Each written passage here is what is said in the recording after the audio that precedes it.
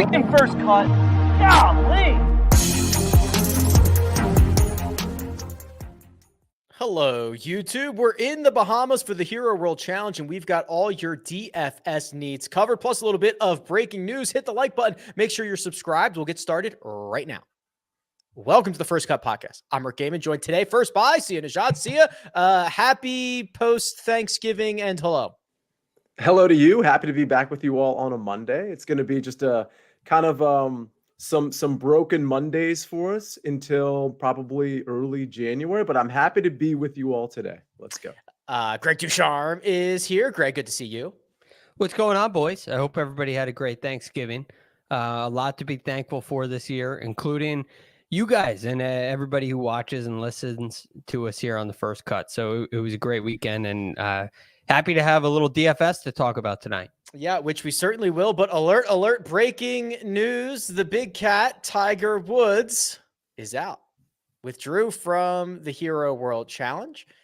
Says in preparation for this string of events that he's going to be playing in December, he has developed plantar fasciitis. See, have you ever had that? I haven't, but covering the NFL, it's a very common football injury, and it can be debilitating depending on what grade of plantar fasciitis you have. I don't know, Rick. It sounds almost like you've had it. I have. It stinks. I'm not a football player, but I've had it. That's surprising. I know, shock to the entire world out there that I'm not a professional baseball player, football though, player. Rick.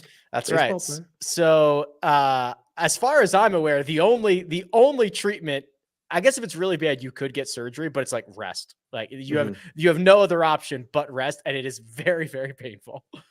Yeah, I've heard it. It's actually very common in golfers too. Yeah, not so much at the PGA Tour level. You don't hear it very often, although injuries don't necessarily have to be divulged to the public. But it's very common among recreational players, and apparently it feels like you're walking on a stone in your heel, which is very uncomfortable. I can't help but think this comes from a little bit of an increased usage as he's trying to get ready for this little run. That'd be my guess. So yeah, it's disappointing to see, but I guess we're gonna have to wait at least. Yeah. So as of right now, on DraftKings, he has not been replaced. So Sepp Straka is going to take Tiger's spot in this event. We were joking before we went hot. Massive upgrade to go from the 1200th ranked player in the world, Greg, to the 29th ranked player in the world. I mean, come on, the field got significantly better today. Yeah, one more recently. Yeah, so it's an upgrade, but a sad one. And in all seriousness, it's a downgrade. Yes, of course. Now, he has not been added, Sepp Straka I'm speaking about, Sia, to DraftKings yet. I imagine that is going to happen when the guy who is the needle withdraws from a tournament in your DraftKings. You should probably put his replacement in. So haven't seen Sepp Straka added to the field yet. So we are going to roll with the 19 that we have currently in the field as of this recording, or as of us being live on YouTube. Yeah, and I guess you could make the argument. Obviously, Tiger is the big draw to this Hero World Challenge, but from a DFS standpoint, I don't know how many people would have been willing to play him. So, given Sepp Straka's upside that we've seen specifically over the last year, once he does get added, which I imagine he will at like 6,000 or 6,100, whatever it is, I mean, he does add a little bit. In my opinion, he adds a little bit more from just a pure roster construction standpoint than maybe. It pains me to say this, but maybe Tiger Woods would have. So it's just something to consider from a DFS standpoint. This might make it a little bit more interesting, an extra person to consider in your six-man team.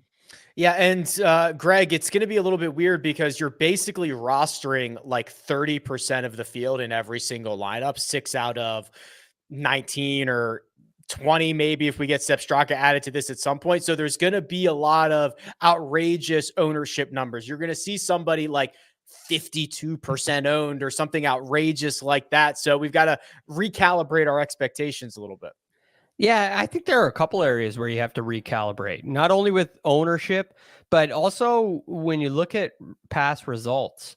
it's really important to remember that it's only a 20-player field. Right. So I found this really interesting as I was looking through, and rickrungood.com, as always, does a great job of this. But you look at what I was looking at what guys have done in their strokes gained total for the week. So you see Xander Schauffele has a tied 12th, a tied 10th, and a tied 8th. And any week on the PGA Tour, you'd look at that and say, oh, he's played great here. But he's only gained strokes in one of those events, and it was less than one. So that's a really important thing to consider. And I would be looking more at the strokes gained total than I would the numbers, because the numbers will deceive you. And look, if you finish in tied 10th in this event, did you play poor? Not necessarily, but it doesn't necessarily mean either that you love the golf course. That golf course, Albany, it's in the Bahamas. It's an Ernie Els design. You don't see that all the time, Sia. And they added 100 yards to it from last year. So now the scorecard reads 74-14. It's a par 72. And it is resort style golf. Yeah, and so we're going to see, unless the wind really picks up, which it could, but honestly, even if the wind does pick up, you're going to see some low scores out here. And I'm going to be looking at a lot of the scoring stats. I mean, I think, all-around game obviously comes in here, and around the green game, putting on Bermuda, all that's important. Of course, approach, wedge play, off the tee distance. But with all of that said, I'm going to put a pretty big emphasis on some of these scoring stats as well. Birdie or better, DraftKings points, fantasy scoring, whatever the case may be. I think that's going to be important. Strokes gained par 5 is of particular importance in this one as well. Can we share my screen here, Troy? We'll throw the metrics up from rickrungood.com. And Greg, when I think of Albany, I think of sands. There's over 50 bunkers out here. Water is going to come into play. You miss some of the fairways. There's only a little bit of rough. Then you're in the sand again, kind of that. Remember the Patrick Reed video, which all the forensics experts have looked at? Like that's what I think of when I think of Albany. Right. You miss a fairway, and if you don't hit it into a bunker, you're kind of playing, it's hit or miss. You have those tufts of grass in there, some dunes and some mounds, which definitely gives it a cool look. But for the most part, it's playable off the fairway, which I do think puts an emphasis on distance over accuracy. And you see that in the model. Yeah. But the first thing that comes to my mind is what happened last year with Sam Burns. And he has control of the tournament and misses into one of those really deep swales. And all of a sudden, before you know it, he's playing, whatever, ping pong across the green, back and forth. And it costs him the tournament. And so you have some of those situations where you have right lies, but you're also well below the surface of the green. Typically, that comes into play on one side. You may be 10, 12 feet below the surface of the green, which is severe. And it makes for some difficult decisions. And I think that's why you see in the strokes gain around the green that it's more important here than anywhere else on the golf on the PGA Tour. That's a really interesting thing to me. And there are a couple of things that come into play with this. One is what I just talked about, the difficulty around the greens. But that's also interesting because of what Sia said, right? We expect to see some low scores out here. Mm-hmm. So how does that balance? Typically, you see around the green get more important as golf courses get more challenging. Not so much the case here. But the other thing that I find to be really interesting is looking at who's had success here. And you have a lot of great ball strikers. But what does that really mean? Is that because the field is full of really great ball strikers? You only have 18, 20 guys, something like that. This year it's 20. So that's kind of because of the size of the field and because of the players in the field, it makes for some interesting little caveats. Interesting little caveats will be found everywhere as we go through this currently 19-player field. We'll do that and much more. But first, we're going to take a quick break and hear a word from our partners. And we're back. Here's the cheat sheet. And very small tiers everywhere, boys. The $10,000 range, only 3 of them. Scotty Scheffler's 10-9, John Rahm 10-7, Justin Thomas 10-2. That's it. 3 golfers. Let's break it down. Sia, we'll start with you. Yeah, I mean, my favorite, it's not even a close call. It's Jon Rahm for me among the three. And I do want to point something out before we talk. I mean, obviously, it's a small tournament. Like you, Rick, I think you set the tone early when you said a lot of these guys are going to be popular and, have wide ownership. I want to encourage people to not, in tournaments like this, to not just consider playing the standard, like maybe bigger single entry or 3 max tournaments that you normally play. Like those are great. I'm going to play those too, but this might be a good time for you to experiment with other formats, like 4-man winner take alls or double ups, which maybe you've decided you don't want to do in golf. You just want to play tournament style. I think when it comes to a tournament like this, when like a lot of the guys you like, a lot of other people are going to like, to me, it lends itself to playing some of those head-to-head, some of those 4-man or 13-man or even 50-man tournaments or, 500-man double-ups, things of that nature. So I just want to point that out because you're not going to win many battles when it comes to having a great leverage play on the field. I mean, you can still construct your lineup in such a way that it's unique. Don't get me wrong. But, when I say Jon Rahm's name, I think a lot of people are going to agree that in this tier, Rick, Jon Rahm is just crushing it. I mean, first of all, we see, thanks to rickrungood.com, hopefully you all are watching us on YouTube,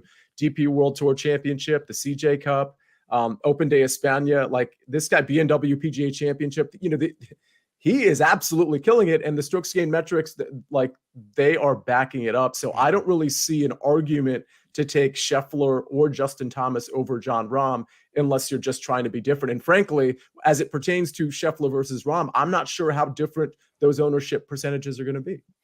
So if you've only been paying attention to the PGA Tour, you've missed 3 out of Jon Rahm's last 4 starts, including 2 victories and a runner-up finish, Greg. So there are a lot of guys, and especially as we go further down the list, there are some guys who basically we have not seen since the Tour Championship, or maybe they've played once at a CJ Cup or a Zozo. And then you've got guys like Matt Fitzpatrick and Jon Rahm and Victor Hovland who have played a lot since the Tour Championship. And Rahm has not only been playing a lot, but he's been playing well. Yeah, very, very well. And he's answered the biggest questions about his game, which are in the short game category. So I think, any way you slice it, whether you think recent form is the most important, whether you think course history is the most important, whether you think short game is the most important, Jon Rahm's going to be at the top of your list. And that's the sign of the all-around player. And when you start to look at his stats, even if you look at some of the scoring stats that Sia mentioned, when you have a strokes gained profile that looks like this, your scoring metrics are going to be fine in every area. When you have results like this, your scoring metrics are going to be fine in every area. So there is no reason to stray away from Jon Rahm here. I mean, how do you handle this, Sia, if he's one of those guys that's 52% owned, aside from, contest selection, which I agree is very important? Do you just bite the bullet and say, well, I can't be one of the 48% who misses out on him, or what do you do? I mean, I guess to me, in golf, you always want to lean towards the game theory play and fade Jon Rahm in that case. But then again, I think it depends on what contest you're in. I think if you're in a big contest, yeah, it absolutely makes sense if he's going to be the highest owned guy, like a 9K and above, to just take him off your list, because we know the variance in golf. Any given Thursday, Friday, Saturday, Sunday, a guy like Jon Rahm could just not be very good. But it's going to be hard for me, especially some of the smaller field things that I intend to play this particular week. It's going to be hard for me to get off Jon Rahm. But to answer your question, if you're in a tournament with 5,000 people and you know that 50% of them are going to have Jon Rahm, you could still take him and try to get different elsewhere. But you may as well, if Justin Thomas is going to be, 15% or 20% lower, it would make sense to just defer to somebody else. The rest of this 10K range, if it's not Rahm, we've got to find something else, or we've got to take a stance here on Scotty Scheffler or Justin Thomas. So, Greg, I'll bounce this back to you here, and I'll tee up on JT, because what I see from his stat profile is a little bit concerning for somebody who's $10,200. He's back to the sour putter, which is not the huge concern, but I'm worried about this column right here, approach play. That's 6 straight events in which he's been pedestrian, and this used to be the elite skill set. Is this worrisome to you? No, not this time of year. And with, it's an interesting thing this time of year because you mentioned it's 6 events. Now, JT is one of the guys that we haven't seen a lot of. It obviously didn't go very well in South Carolina, which may be concerning. But then you start to look past that, and you have a tour championship, and you have the playoffs, and you have that stretch where the game of golf is a lot different. You're coming up at the end of the season. Guys are gassed. They're done. Motivations change when you get into a staggered start format, and it's been a long season, and you won a major, and you don't really feel like you have a chance to win. And I'm not saying that happened to JT. I'm just saying there's a lot of factors at the end of a season to consider. And then you go even back past that. You look at the Open Championship and the Scottish Open, which were the last 2 events in there. And now you're talking about links golf, where JT has not performed well at all. And whether it's the grass type or the firmness of the property, whatever the reasons may be, he hasn't had a lot of success there in the past. So it's not surprising to me, and I'm willing to look past that. That being said, this event has been okay for JT. He's had some really nice finishes, a couple of T5s and a couple of not so nice finishes, all at Albany. So, is there a Tiger Woods thing going on here where he feels like it's his buddy's tournament and maybe there's a little increase in pressure? I'm not. So I guess the moral of the story is I'm not concerned about the approach play. I love the style of play. I still am a little concerned with the putter, quite frankly. Speaking of putting concerns, Scotty Scheffler falls into that category as well, doesn't he? And we've got a situation where over the last 50 rounds, Scotty Scheffler is the best tee to green player in the field, but he's giving a stroke back to Tony Finau on the putting surfaces alone. It's just a matter of if, when, and how that putter finds itself in his bag this week. That seems to be the driving force of what his results are going to be. Yeah, and it's bad if you just look at the standard view of his putting since, let's go back to June of last year. I mean, this is a pretty bad look. I think Scotty's one of those guys that I'm not super worried about him bouncing back. I guess the question is he going to bounce back this tournament from a putting standpoint? And am I getting a discount? Am I getting an ownership break because I'm taking Scotty Scheffler? And I don't really know that the answer is going to be yes to that, because I think between Scotty and Justin Thomas, I think people are going to be way more inclined to play Scotty Scheffler. That's just a guess I'm making here on a Monday, but I'm not really big on him. I mean, honestly, I'm more inclined to start my lineups with Jon Rahm or just skip to the 9K range and start there. Okay. Well, we can skip to the 9. Go ahead. Greg. There's an interesting thing with Scotty where the putting has clearly been a concern, but the results haven't really shown it. Unless, maybe Scotty's sitting there expecting to win. Maybe the expectations are getting high and this doesn't look great, but you go back to those playoffs where everybody's gassed and you're talking about a T3, a T2, a T3, and a T9. And there was also a tied 45th in South Carolina, but the results have been pretty good. They've definitely outpaced the putting performance. So as far as winning is concerned, I think putting is a really important thing, but the probability of him competing in this event and performing well, I think is quite high. Can I ask a question real quick? Because correct me if I'm wrong. Scotty did make a change to his putter somewhat recently, right? He switched and then he switched back. Okay. Well, what have been the results since he switched back? Because timeline wise, I'm not sure when that happened. Craig, correct me if I'm wrong. He switched to the mallet for the CJ Cup, lost 4.25, switched back on Saturday at Mayakoba, and we don't have the strokes gain metrics, but he was like shot the round of the day on Sunday, and then had the same blade in hand for Houston, in which he lost 2 strokes. Is that right, Greg? Yes, you're spot on. And the interesting thing about Houston was I believe he just lost a little bit every round. And it still leads to a T9, but if you are you pulling up the I'll pull. And does that make a difference to you, Greg, as opposed to seeing one big loss? So he lost let's see, round 1, 3/4 of a stroke, a little less than 1 in round 2, a 1/4 of a stroke he lost in round 3, and a 1/4 of a stroke he lost in round 4. Yeah. And so I think that's kind of, it's okay, right? This is where Colin Morikawa would really like to be at this point. So I don't think that's a situation where you're, breaking your putter over your knee. It probably just feels like it's close on the comeback trail. And I haven't seen enough evidence to say that it is on the comeback trail, especially without statistics from Mayakoba. But because of the results, I still believe in Scotty's confidence. I believe in the rest of his game enough, and I'm willing to take a chance. I'm probably higher on on Scotty than I am on JT, just because of what he's done results wise, in spite of that putting.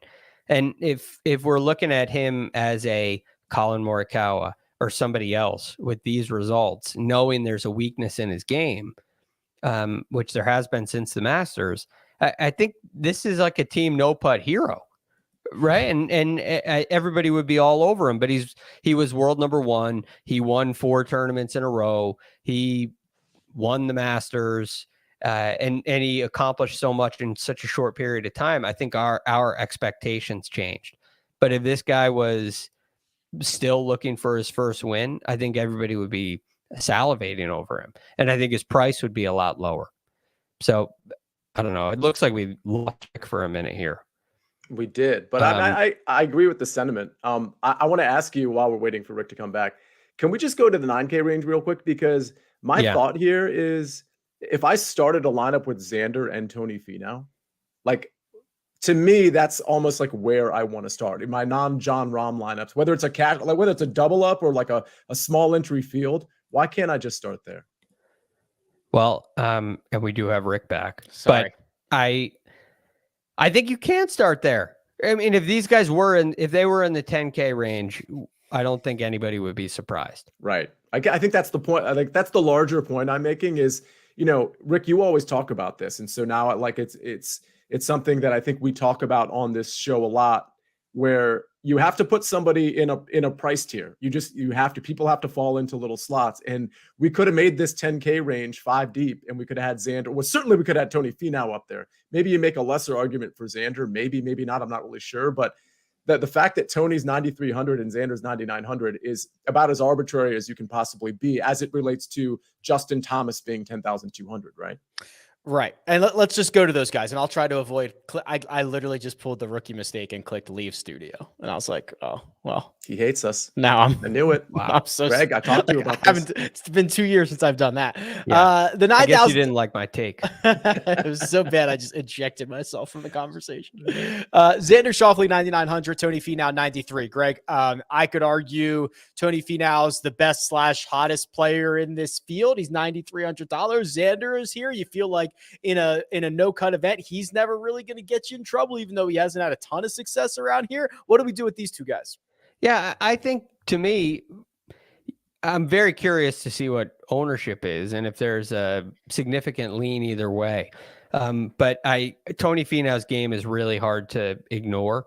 And one of the really underrated aspects of his game is his short game. And this is starting to shape up to be a kind of a John Rahm-like talent, a John Rahm-like profile. When you look at his success across the board, I mean, it's elite driving. It's very good iron play. The short game, I think, has been underrated for his entire career. And right now it's been really good. I mean, you're talking about what, 5 out of the last 6 events he's gained strokes around the green. Yeah, which is a great sign. The putting is obviously the biggest improvement that he's made. But I think short game's a real asset for Tony Finau. So I really like the form that he comes in on. And if you were to say that Tony Finau is your guy, looking at this this is a Tony Finau week, which it very well could be, then I see no reason not to start a lineup with him if you're not going to go John Rahm. Last 24 rounds, there's only 3 golfers who are gaining at least 1.8 strokes per round. Xander's at 2.08. Finau's at 2.85. John Rahm, 3.04. So a lot of firepower here, Sia, guys that are hot, guys that are outpacing the field significantly more than their peers. Yeah, I mean, Tony Finau at 9,300. There's really, truly not an argument to make against Tony Finau in this particular tournament with this particular setup. How hot he's been, how he rates out in whatever metrics you're looking at. I mean, he's number one in my model, and not that my model is like the best model out there, but honestly, I've got him and Xander 1 and 2, and that's part of the reason I'm thinking, the pricing is relatively arbitrary. I think both of these guys could actually finish this tournament 1 and 2. But no matter how you look at it, whether it's the classic strokes gained metrics or the scoring stats, Tony Finau in particular, he's like number one in so many different of these stats. And then, Xander kind of trails. If you go back 36 rounds, there's a couple things like around the green, he hasn't been great. The putter's been okay. Driving distance, he's basically middling there, but everything else, he's hitting home runs for the most part. I like both of these guys quite a bit. And I'll tell you this, I think I can just scan the field here, and I don't want to get too far afield here, but there's two guys that I think are going to be the most popular guys on this slate. We're just knowing no other information other than just looking at the pricing and how these guys rate out in my model. I think Tony Finau is one of those two. And I think the other one is 7K or below. Do you guys want to guess who I think the second most popular guy could be in this field? Oh, yeah. I know. Yeah. Tom Kim. Yes. Interesting. Okay. That's a really good guess. But because of course fit issues that he may have, I was going to say Cameron Young. I thought about Cameron Young for half a second, but we're gonna get to Tom Kim. It's pretty outrageous what it's a very small sample size, but it is. I totally agree. Outrageous. I think Tom Kim, Cameron Young, and Colin Morikawa all are going to be very, very popular. I have a feeling it's going to be Young over Kim, but you might be right. But either way, my larger point is Finau is going to be really popular, and it's going to be for very good reason. Xander's one of these guys, Greg, that we saw Tour Championship, President's Cup, Zozo. That's it. Any concerns? Like sometimes we see guys, they got to play a couple rounds to get into it. What do we think about the Zandy man? No, I think Xander's fine. Ready to go. I'm kind of surprised at his results here. I mean, they've been not great, but also, I mean, they're not terrible. It's not terrible. You're talking about all top 12 finishes in a field like this. So you're not really contending to win, but you're still beating 6 guys at least. It's such a strange thing. You look at, well, all right, 11 of these top players in the world beat you, boo-hoo, but you only beat 6 guys. So it's a very unique set of circumstances. But overall, big picture, I think Xander's game fits really well here. He should have a lot of success. He has plenty of distance.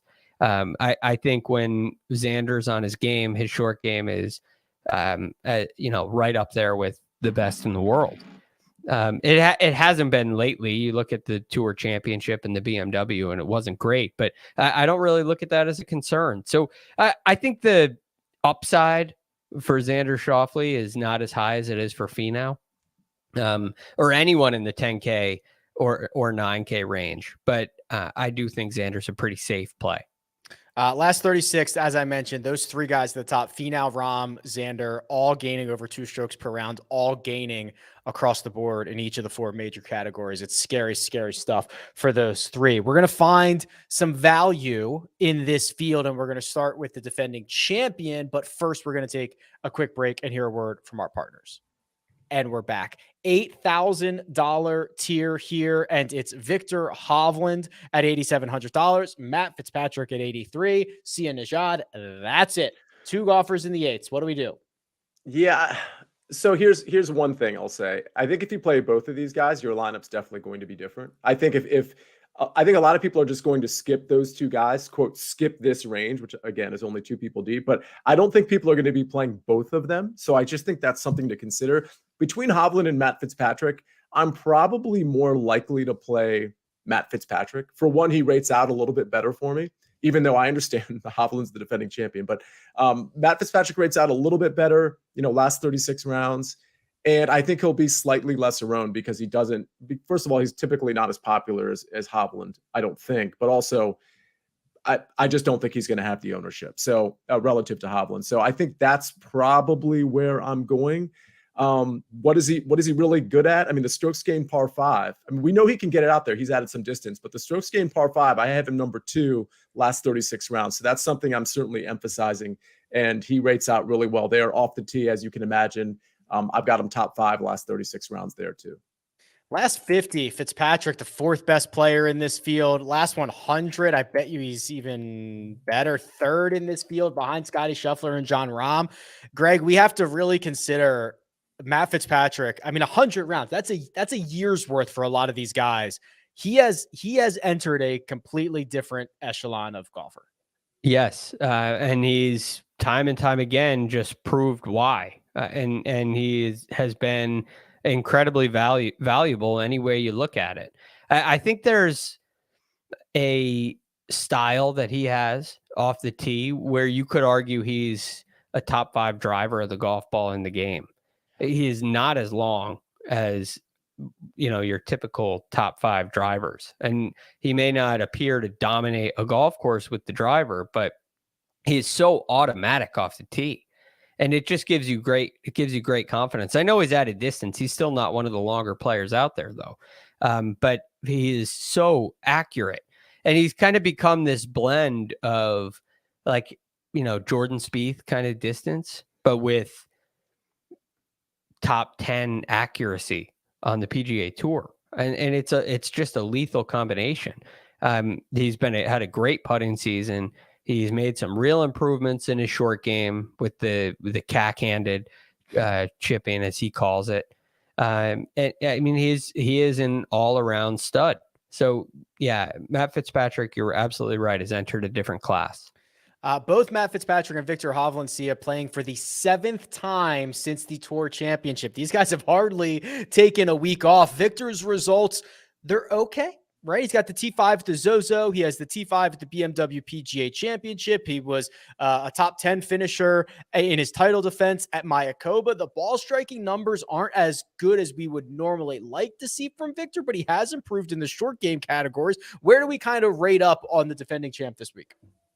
Yeah, it's not this profile that, again, if you're watching us on YouTube, this doesn't speak to us, right? I mean, we're talking about the best golfers in the world. And I understand when you're talking about the best golfers in the world, they can bounce back at any given moment. But given the state of his game and the state of the competition at the Hero World Challenge, this is why I'd much prefer to defer to Matt Fitzpatrick. That profile really spoke to me because in spite of, there were some tournaments where we saw some miscuts in there and some really bad approach play from Matt Fitzpatrick, but that was just, few and far between.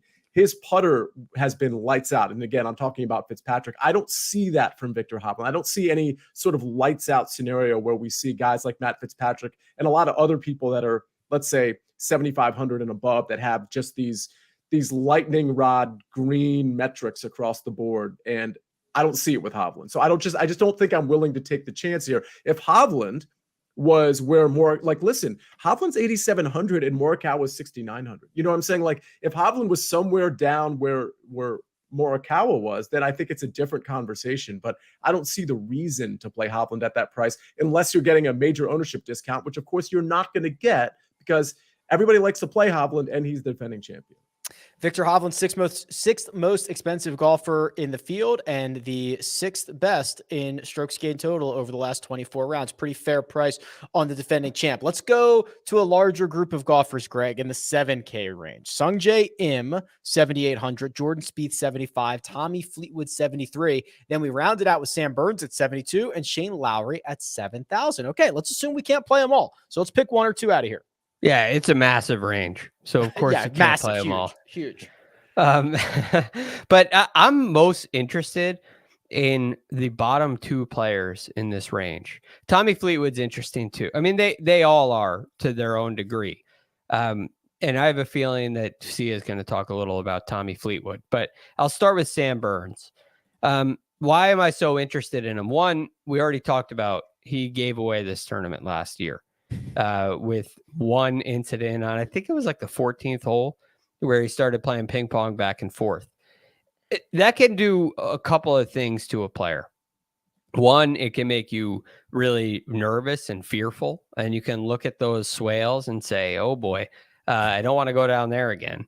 And the other thing it can do is create a little chip on your shoulder. And in an event like this, where motivation is questionable, I mean, they're all competitive, but are you gearing up for this event the same way that you are for the Century Tournament of Champions, right? The start to the calendar season. Are you gearing up the same way? And I think that's a question for every player in this field. I'll tell you what, Greg, we're gearing up the same way. You're getting the same coverage here for the Hero and the Tournament of Champions and everything in between, bud. Yeah, but I do think that that's an important thing to consider when you're looking at this from a fantasy perspective. How are these guys preparing? Are we going to get their real potential in an event like this? And you got to comb through this to get the right guys. Because I always see in a limited field like this where there's no cut, kind of this split between the guys that are in contention, who are highly motivated because they want to win, and the guys that aren't playing well, and they tend to kind of taper off. And you start to see that split. So what side of the split are you going to get on? If Sam Burns gets himself into contention, I think you're going to start to see that there's a little chip on his shoulder. He wants a little revenge. He wants to get back at what happened last year. Even though nobody talks about it and it's kind of a forgotten thing, it's likely not forgotten for him. But then you have the Houston Open, which was just a disaster of a performance. Yeah. And, I don't think that should be a huge deal. I think Sam Burns is very interesting for that. But, yeah, I mean, then you also look at what he did in South Carolina, and he gained 9 strokes on the greens. So he's not really hitting it all that great. But I know he has a great record here in his one start. He's got a great record on Bermuda. So what Greg's alluding to in Houston is the worst putting performance of Sam Burns' career by a mile, and he did it in only 31 holes, Greg. He didn't even play the final 5. He was like, right. I got to get out of here and save the stats. Yeah, and I mean, look at what he did the week before. I know it's a 15-shot difference. A 15-shot difference between 2 tournaments back to back. That's not what Sam Burns does on the greens. He is not a volatile putter. No, he's not. He's a very consistent putter. One of the best on the PGA Tour, and really always has been. The real change in his game came with his iron play. So, look, I think Sam Burns has all the tools to perform well here. I don't think he's going to be overly popular. I think he's an interesting guy to take a chance on. The rest of the 7K range, Greg kind of mentioned someone else at the bottom, Shane Lowry. He's $7,000. His advanced metrics are phenomenal. And again, another one of these golfers where if you're not paying attention to the DP World Tour, you would have missed a big-time victory from Shane Lowry a couple of weeks ago. See ya. This 7K range is all yours. What do you like here? Yeah, there's 3 guys, and Lowry's definitely one of them. He really popped to me. But at the top of that 7K range, Sungjae Im, who has not played this tournament, which it just doesn't bother me. It's just a fact to know. I think Sungjae Im sets up really well here. In my model, he's actually 4th. And strokes gained par 5, again, that's something I keep talking about. He's number 1 there last 36 rounds. Off the tee, he's inside the top 5. Putting, obviously, we know he's a Bermuda putter, but he's been great with the putter as of late as well, can get red hot there. So Sungjae, I love at 7,800. And then, yeah, Greg mentioned Tommy Fleetwood. And, I'm not a Tommy Fleetwood guy, but these are things, there are certain things that are just impossible to ignore. And so there's 2 things here as we pull it up on YouTube. We've got the approach play, which is just unbelievable. I mean, he's got a bad putter strewn about in there. I'm not really worried about that. The putter's been great. But the finishing positions as well. Again, DP World Tour Championship, Nedbank Golf Challenge, the CJ Cup, 5th, 1st, T4. Like, this is something where we're seeing sort of the Tommy Fleetwood of old, and it is impossible to ignore these ball striking and putting numbers. It's just impossible. Yeah, if you like a really small sample, like 12 rounds, it's John Rahm number 1, Tommy Fleetwood number 2. Tommy Fleetwood, over his last 2 tournaments, has lost a total of 4 strokes putting, has a win and a 5th place finish. That should help describe how good he's striking it, Greg.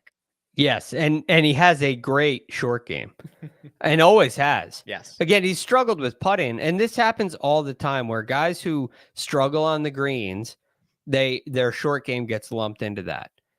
And that's just not the case for Tommy Fleetwood. He's been a very high quality short game player who's had his fair share of struggles with the putter. But aside from the last 2 weeks, the putter really has been cooperative. So it's not a concern for me. And I think he's a really interesting player, hard to ignore. Oh, and by the way, his record here isn't bad either. Yeah, it's been a while, right? But his last time he played it was really good. 2017, he came and tied third. Yeah. Gained 5.3 shots, which honestly, if you look at the winners' strokes gained total numbers here, they are not really above, they're single digits.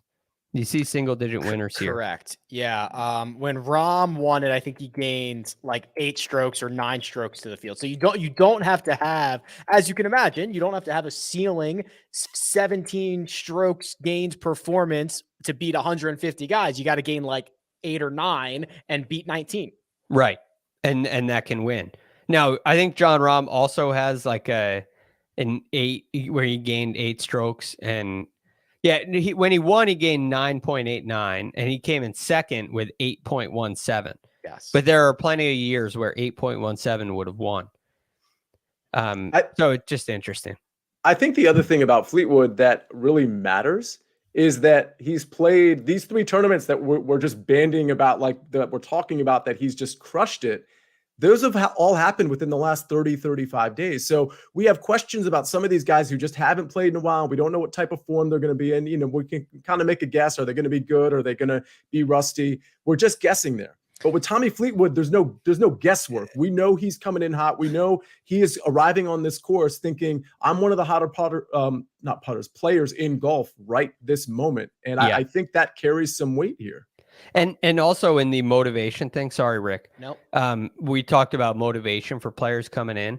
And when you're like a Tommy Fleetwood on a comeback trail and you're just starting to gain confidence and you believe you can win, this is an opportunity that you don't really care what the stakes are. You just want every chance you can to prove to yourself how strong your game is. So I think Tommy Fleetwood's on a mission this year with being a Ryder Cup year. And given the struggles that he's had over the last couple of years, I think he wants back in the game. And this is just a chance to play with some great players on a nice stage to go and get the job done.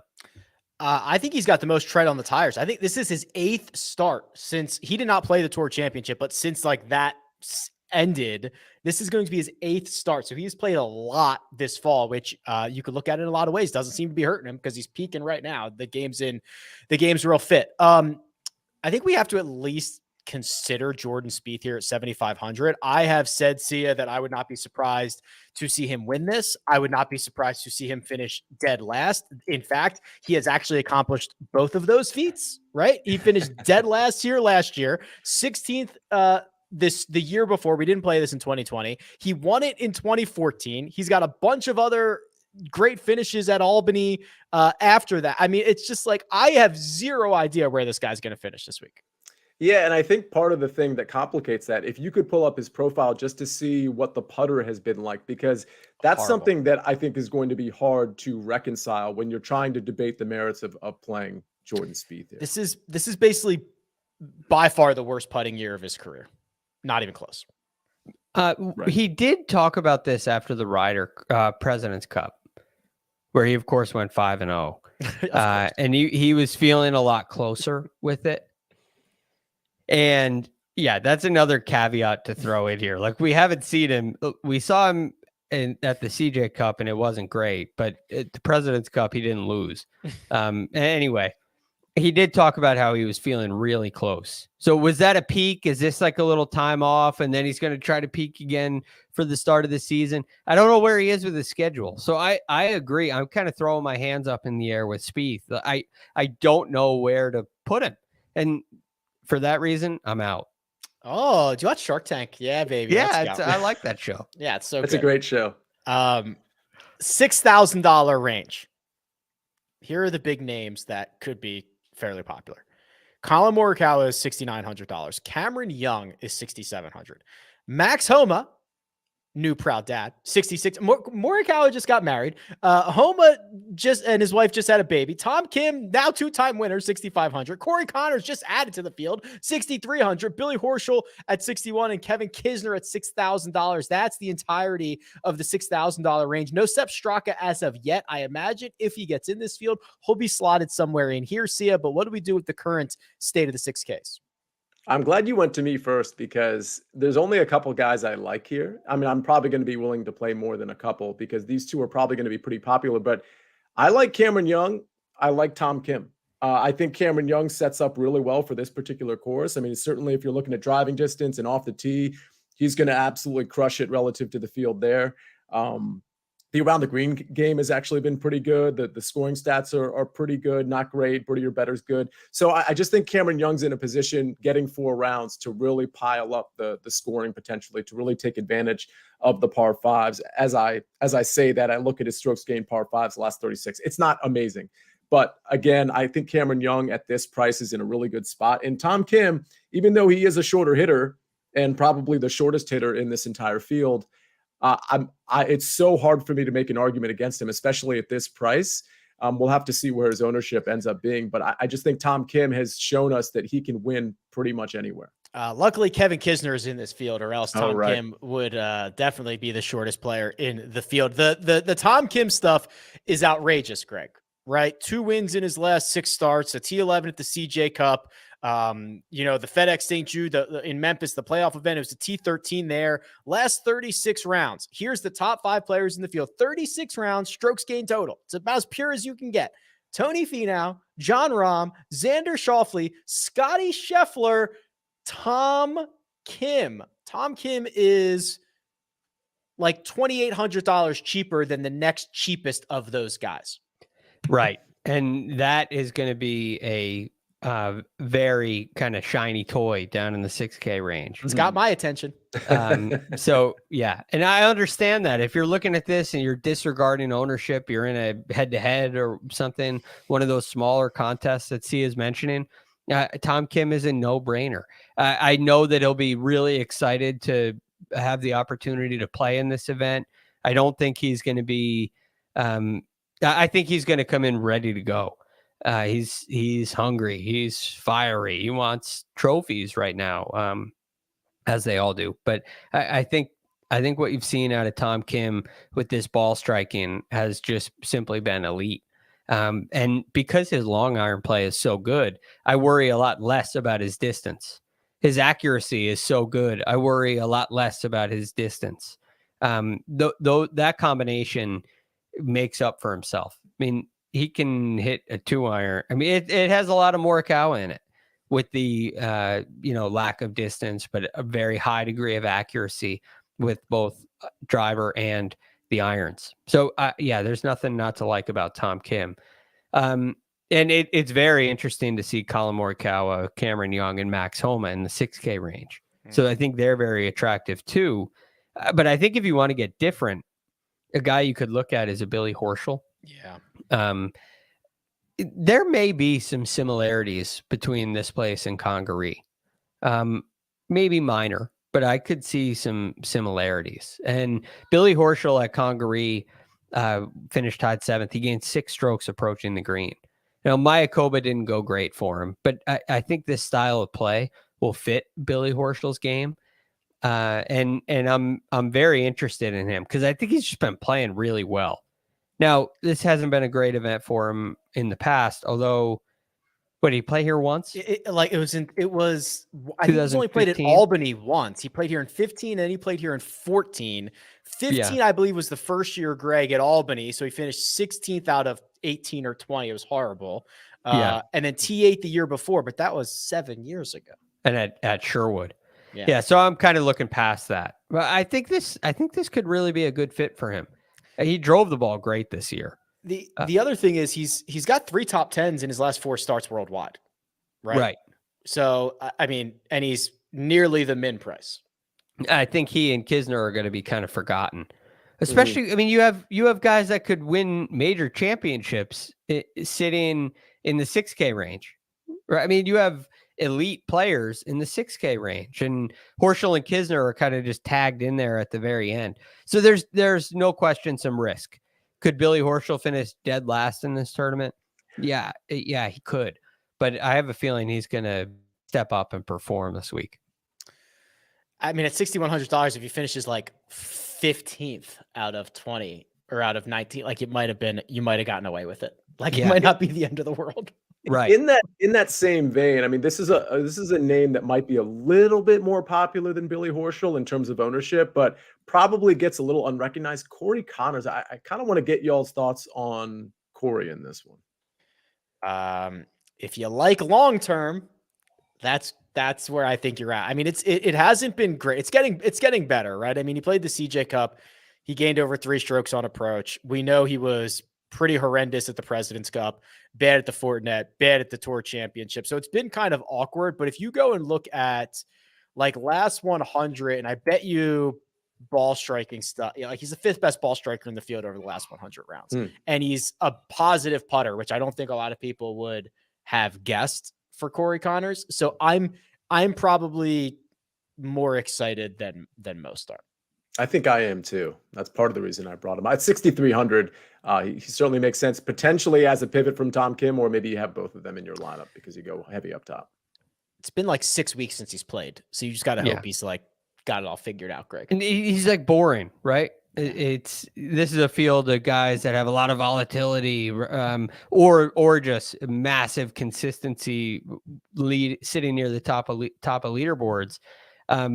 But I think that boring aspect of Corey Connors could actually play into your favor, and you could get that ownership discount that Sia's been talking about. I love that phrase, by the way.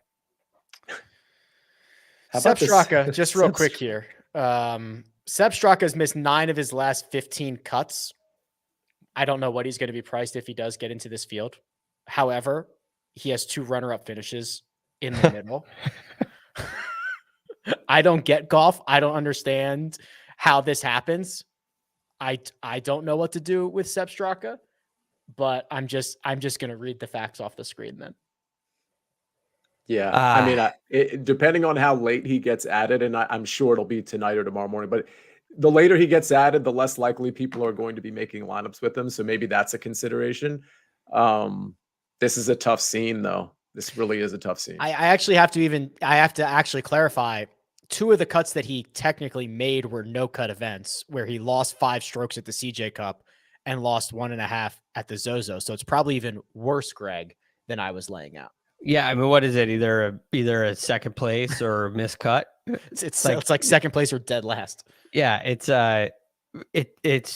brutal. And this is a brutal kind of thing to pick. I generally stay away from this kind of volatility in general. I know it can be exciting, and if it hits and he's in the mix on Sunday, you're going to be thrilled. But I think it's shown that it's, the thing that really bothers me about this is I think he's so much better than this, and it makes it hard to watch because your expectations can get really high, and you watch him in these events when he's playing well and he's so good and it looks so easy, and it just falls apart.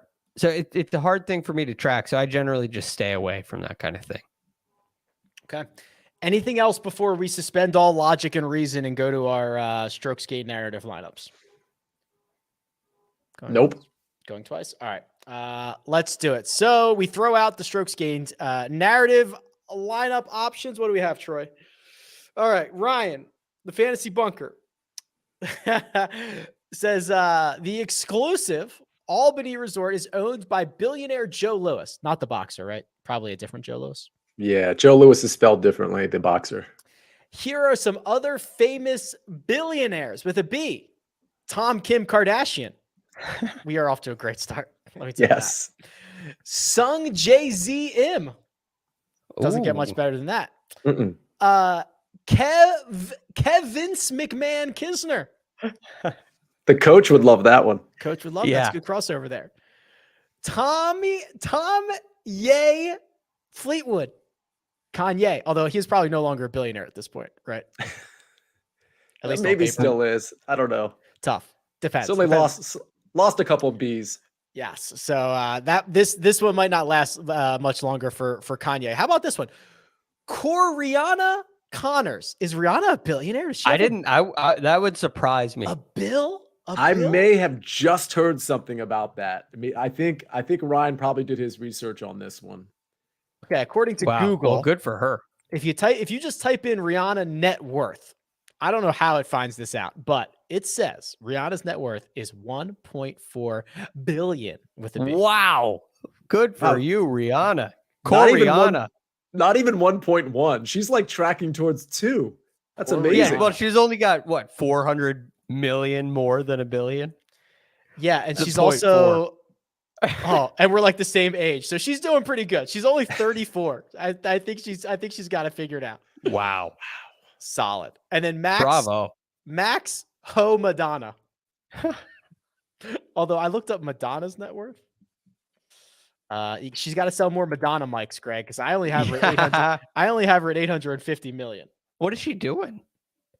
All that talent. It's just it's disappointing. I mean, it was like the 80s where she was a shining star. So it's been a minute. Does she still tour? How old do you think Madonna is? Ooh, good question. I'm going to take a guess at this one. I know the answer. She's up there. I know that much. I know the answer. I'll go with 67. That's pretty good. Really? 64. Wow. Damn, I overshot it. I was going to say 59. Well, she'll like your answer more, Greg. We'll send her the clip. Yeah, and I was going on the old side. Yeah, we'll send her the clip. That's pretty good, Ryan. I like that. That's well done there. Very good.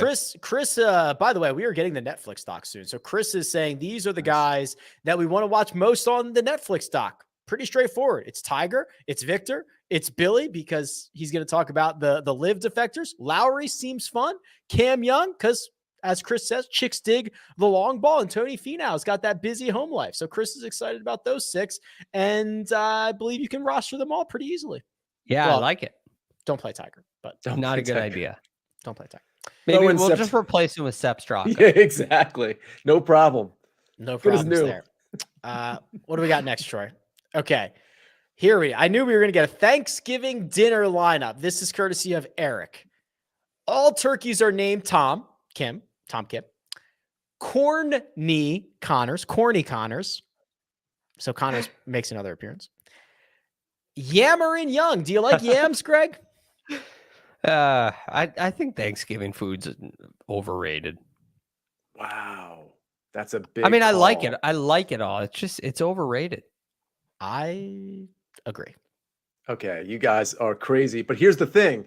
Just real quick. I love stuffing mashed potatoes and turkey. I don't like anything else. Don't give me mac and cheese. Don't give me cranberry sauce. I don't need the pumpkin pie or whatever other pie you're having. I just need the basics, and I'm good. I'm good for days on that. How many times a year? I don't need pie. How many times a year do you eat stuffing? So I used to be a Boston Market guy. So I would have stuffing all the time, like 2 or 3 times a week. Now I don't go to Boston Market as much because I think they're like closing shop. And that's disappointing. I like Boston Market. I haven't seen a Boston Market in 20 years. It is delicious. It is so underrated. Boston Market great. is so underrated. I agree. And I like I love turkey. But I have it, 3 days a week for lunch. I know this is a different thing. I totally get that, but it's so regular. And I think mashed potatoes are fine, but they're just fine. I'm not salivating over mashed potatoes. Okay, and just tell you, brother. Thanksgiving tip though, you can't just have mashed potatoes with like gravy. Just have mashed potatoes mix in some of the stuffing or the turkey or all 3. That's a lot of pop in one bite. Trust me on this one. All right. I'll try it. Maybe I can do something to make it different than, a regular dinner. Speaking of, Tommy Fleetwood, you pass the stuffing, please. Shane. This just says Shane being from Ireland, he has to be the mashed potatoes, right? Lowry. And maximum abundance of food and football in our Homa. Max Homa. And then finally, John Markowski finishes us off here with a Hero World Challenge haiku. Now, a haiku, that has specific syllable requirements. Is that correct? Yeah. I learned about these a long time ago. I believe it's 575 is what a haiku is. Yes. A Yeah. short form of poetry originating in Japan. 17 words, 575 or syllables. Here we go. Mhm. Okay. I'm just going to read it. I have no idea what this is. From John. Tree burns in the woods. Young boy Homa in his rom. Wind whispers softly. Is that moving to anyone? I mean, haikus are one of those things where like they have to be moving no matter what. So you could have put anywhere as long as it's 575 and you read it in a certain way, it's moving. But the thing is, we got to move woods out of there. So it's going to be tree burns in the sep, young boy Homa in his rom, wind whispers softly. Now I'm moved. There we go. Now we're talking. Deep. I will refresh DraftKings one more time to see if Sepp Straka has been added. And I will tell you that the answer is no. I've got him added on mine. He's 3,700. I'll roster him. I'll take it. Deal. 3,700 deal. All right, Jets. So business as usual this week. Megapod Tuesday, recap Sunday, and I don't know. I guess we'll have to talk about Tiger and everything else that's going on in the world. Crazy stuff. Nejad, available on Twitter at Nejad. Producer Troy does all the hard work behind the scenes. Greg DuCharme can be found at The Real GFD, and you can find me at Rick Run Good. This has been The First Cut, and we'll catch you next time.